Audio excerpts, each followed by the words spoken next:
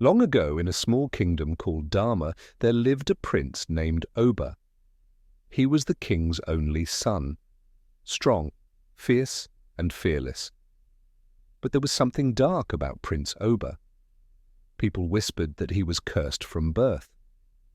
As a child, strange things happened when he was angry. When a servant spilled water on him, her hands turned black as coal. When a playmate mocked him, the boy's voice vanished forever. The villagers feared him, but they dared not speak against him because he was the prince. When Prince Oba grew older, his power became more dangerous. His eyes burned like fire when he was enraged, and anyone who looked directly into them would die instantly. The kingdom fell into despair. Crops withered, rivers dried up, and animals fled from the land. One dark night, the king, desperate to save his people, called the village elders. "What can we do to stop my son's curse?" he begged. An old woman, her back bent with age, spoke softly. "There is only one way to end his curse. He must face his own reflection under the full moon, but beware, for it will destroy him." The king wept, for he loved his son, but he also loved his kingdom. He sent soldiers to bring Oba to the great river on the night of the full moon. They tricked him by saying there was a treasure hidden in the water.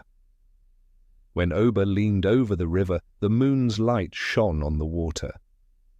For the first time, he saw his reflection clearly, eyes full of rage, a heart full of darkness.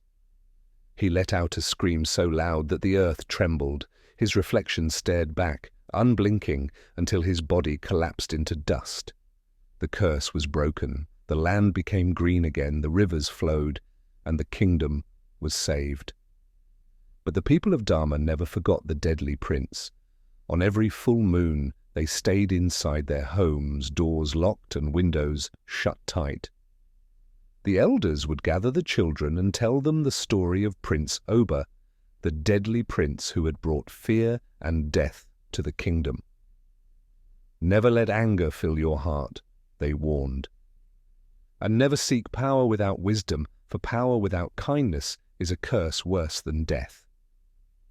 Years passed, and the kingdom flourished, but the river where Oba met his end remained dark and silent. No fish swam there, no birds drank from its waters. The villagers called it the River of Shadows, believing that on certain nights when the moon was full, they could still hear the prince's scream carried by the wind. Some say his spirit watches from beneath the surface, waiting for someone foolish enough to look into the water. And those who do, they say, never return. But no one knows for sure, because no one dares to go near.